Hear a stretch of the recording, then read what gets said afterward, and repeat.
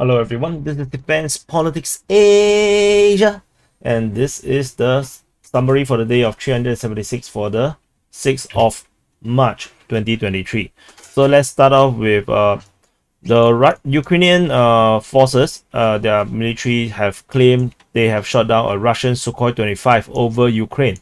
They did not mention exactly where. I also didn't seem to have seen anything from the Air Force.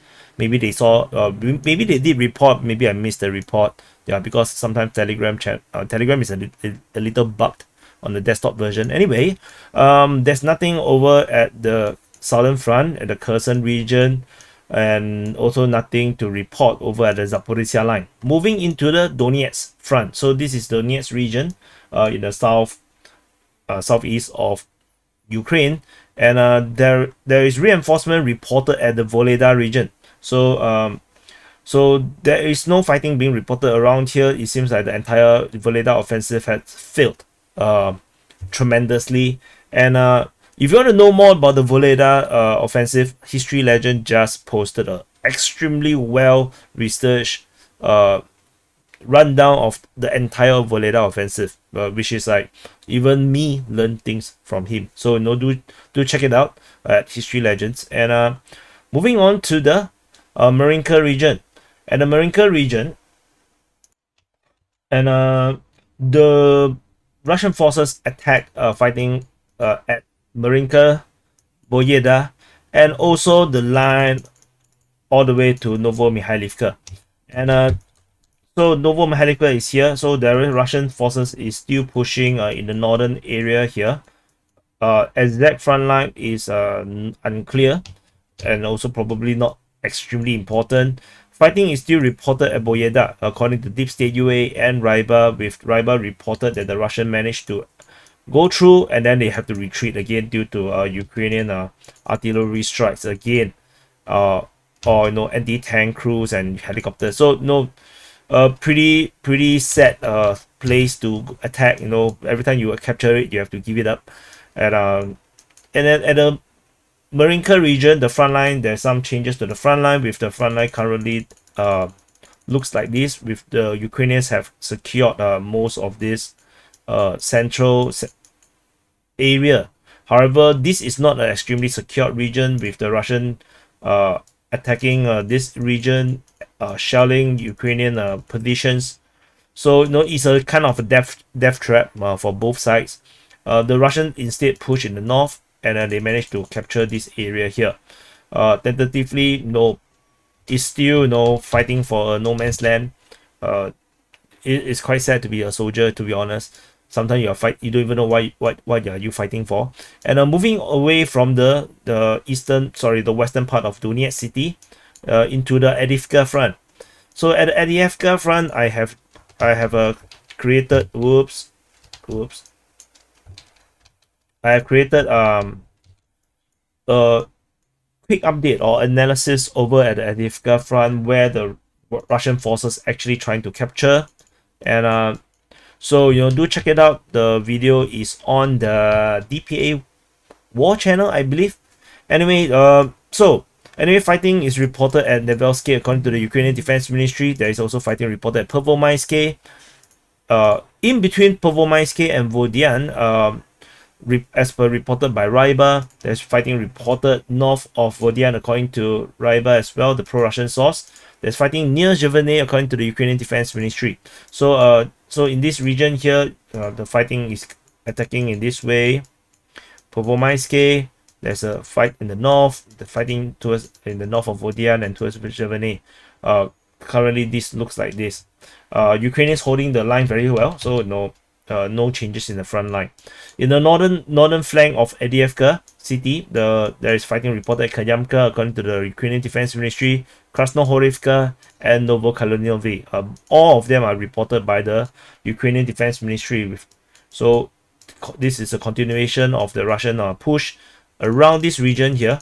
So the Ukrainians are still doing very well, holding the line, and tentatively no breakthroughs as of last check. Moving to the New York front, there is no fighting reported at the New York front. However, there is a reinforcement reported at New York, according to the pro-Russian source Ryba. where several armored vehicles are sent to New York and Donetsk, the city just north of New York. This is a pretty frozen front line at this moment, with the Russians not really willing to push in this region, as this area here, these two cities are not exactly strategically important to the Russians, as the reinforcement, the roads behind these front lines are extremely weak. There's only this highway going up to Konstantinivka, this road, and this road, and that's about it. If there's only a few roads, so if the Russians are able to cut the road here and break through here, and or break through in the north of Torres, and basically the cities are pretty much operationally encircled. So it's not exactly important to the Russians, tentatively speaking, as they are pushing elsewhere. At the Bakhmut front, so this is Bakhmut. Bakhmut is actually in this area here, in case you guys are not very experienced with the geography of Ukraine. So at the Bakhmut front, there is continued fighting in the area of Ivaniske, moving up north, reported by the Ukrainian Defense Ministry. However, Ryba, the pro-Russian source, report that the Ukrainians are actually on the counter-offensive over in this region here, with the Ukrainians attacking near the highway region as well as from Ivaniske. The Deep State UA actually reported on their mapping the front line to be even deeper, even further away from the road. However, this is rather dubious, because if they are this far away, then the Ukrainians would have been able to use this highway to reinforce and retreat, and there wouldn't be so much drama about the Ukrainians moving from Kromove to the north of Ivaniske through the roads, the dirt road in the north. Then they go to Chasivia. This road might not have been a thing, and we probably wouldn't have seen so much videos of the Ukrainian vehicles stuck in the mud. So the front line to be this far away might be a bit of a dubious nature. But of course, I have both mapping here. The blue is the Ukrainian map, and the Russian map is the pinky one. So just believe whatever you want to believe. So moving into the Bakhmut city region, we have some changes. This south and southeast area here, there's not really changes. The Russians continue to push from Opitne region, and then they have already linked up here with their eastern force, which is currently attacking at Shezhdra Street, according to Ryba. So, or in Russian they call it the Shezdraya Street. Shizdraya Street. You dry your shit over there. Then moving further up north, as you can see, the map looks very funny now. Looks like the person, and then there's a face, there's eyes here, and then you see ha ha ha ha ha ha ha. These evil Russians. Anyway, the Russian forces have captured the northern area of the eastern part of Bakhmut, all the way to the river, the Bakhmutovka River, and this is very verifiable due to mapping by Deep State UA, as well as the geolocation of Wagner forces over at this location, where there is actually a T-34. This is the T-34. This is a T-34 monument, and at this T-34 monument, the Wagner forces took photo and planted their Wagner flag over there. So as a result, and they actually just run openly, as if there's no sniper around, which can mean that there is actually they are pretty safe at least 500 meters around it. And if it's 500 meters around it, you can see that it's basically the entire region here, which means the Russian forces definitely have already controlled all these suburban regions, which means the Ukrainian forces have already withdrawn from this area here, and tentatively the front line is actually in the southeastern part. The entire northern part of this eastern part of Bakhmut has been totally captured. And Ryba, the pro-Russian source, also reported the Russian forces have captured the aerodrome, which is over here. The aerodrome looks like it's for helicopter. In city skyline, we use it for airships. Anyway, so the Ukrainian forces on the eastern part of Bakhmut seems to be only here, and hopefully they have some means of withdrawing over to the other side. And I think this blue is no good. I'll change the color to a much brighter blue next time. Yeah, I just thought that it's still not good enough. Anyway, moving over to the north part, there is fighting reported at Yakhidne region, according to the Ukrainian Defense Ministry. They dropped this name, probably suggests that the Russian forces is attacking near this region here, where the Ukrainians are definitely still holding the line, and there is no updates or information about Kromovik. This town, this small little town here, currently held by the Ukrainians, which the Russian forces previously was attacking, was not reported. So very interesting. Why is this the case? We should think about that. So Zelensky put out a very public video saying that based on the advice of their commander-in-chief, Valery Zelensky, as well as the operational commander over there, Alexander Shyrsky, they both of these generals spoke in favor of holding the defense at Bakhmut and continue to fight, to stay and fight for Bakhmut. So essentially Zelensky throw both the generals under the bus. So if Bakhmut falls, it's their fault, because they advised Zelensky to stay and fight. But of course you can read it more to see it as Zelensky wanted them to stay and fight, so they throw them under the bus so that they have no choice but to stay and fight. Or if they don't follow if they choose to withdraw against the Zelensky's public statement, then they are probably doing treason, or they can be seen as a failure. Then Zelensky have a reason to sack them or to remove them from their position. So this is what I mean by throwing them under the bus. There is no win for the generals except winning the battle of Bakhmut. So that's the situation here. And there could also be another possibility where, because the temperature have become so warm, this road here is no longer a usable retreat route.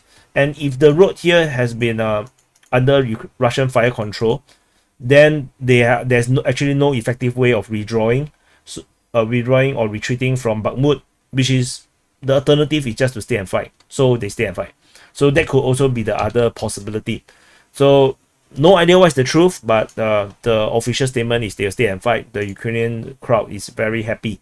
On the other side, on the Russian side, also there's somewhat similar dramas. Prigozhin reiterates his call for ammunition, and he's saying that the Ukrainians have gathered a lot of forces in nearby towns, and they are looking to counterattack on the Wagner forces. So he's warning that if the Wagner forces do not have enough ammunition, the Wagner forces may fall, and that will actually cause a cascading effect, and it cause on the entire Russian forces, and cause the entire Russian forces to have a lot of bad times.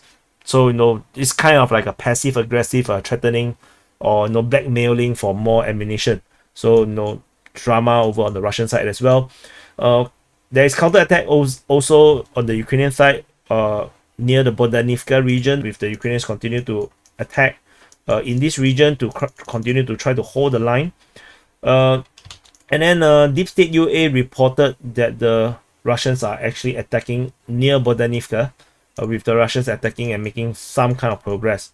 So not sure who is the right one. Because the pro-Russian one say the Ukrainians are attacking, the pro-Ukrainians say the Russians are attacking.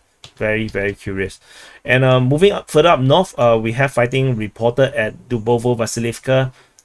This town continued to be in the gray zone. We have no idea who is controlling this town at this moment, but according to the Ukrainian Defense Ministry, they said that the Russian forces carry out 37 attacks on Dubovo-Vasilievka. So that's very interesting how they count it. So the Russian forces continue to push. Like, I have to draw the 37 arrows, 5, 6, 7, 8, 9, 10, 11, 12, 13, 14, 15. Okay, forever. It's just like that. Okay, moving up north, there is fighting along the road, along the highway to Sloviansk. and also reported fighting at Zeleniansky. The Zeleniansky one is by the Ukrainian Defense Ministry. The one at the highway is reported by the Deep State UA. So the Russian forces is currently still attacking Zeleniansky and also attacking along the highway here in this region northeast of Orekhovo Vasilivka. And moving away from the Bakhmut Front into the Siversk Front, the Russian forces have seemingly resumed the attack over at the Fedorovka-Rozdolivka region, with the Russians attacking Fedorovka, Rozdolivka, Vasily. And the reports coming from the Ukrainian Defense Ministry, Deep State UA, and Deep State UA, which is, I repeated Deep State UA twice. And at Spurny, we also have reports of fighting according to Deep State UA. They say fighting continued to be near this disputed, which is actually Spurny and Bilohorivka, which is also mentioned by the Ukrainian Defense Ministry, where the Russians are still trying to recapture the Luhansk town of Bilohorivka. So fighting is still ongoing in the Siversk Front. So far, the Ukrainian defense at the Siversk Front continue to be extremely resilient against the Russian attack. I really like the Ukrainian commander over here. And moving on to the Kreminna Front. At the Kreminna Front, there is fighting continued to be reported in the Serbyansky Forestry according to Deep State UA. We do not have much information about the fighting here. The fighting across the Torsky, Yampolivka, Terny region is not repeated, nor Dibrova. Moving on the northern part of the Kreminna Front, we have, however, fighting at Makievka, Ploshchanka, and Nevsky, with the former two reported by Deep State UA, and the last one reported by the Ukrainian Defense Ministry.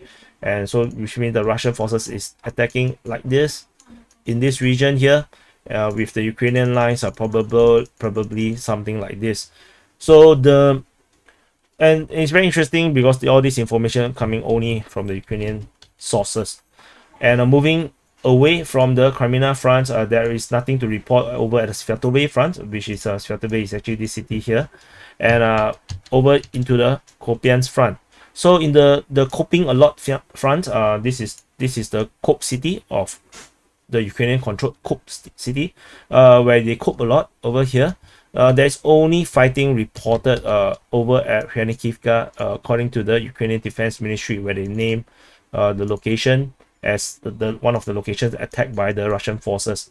However, other than this, we do not have any reports other than this over at the Kupyansk Front. And nice quote. So, and nothing at the Kharkiv Front, and that's it. This is the summary for the day of 376 for the 6th of March. Do press the like button, subscribe if you have not subscribed, and share this to your friends, family, contact. And thanks for watching. I'll see you in the next update.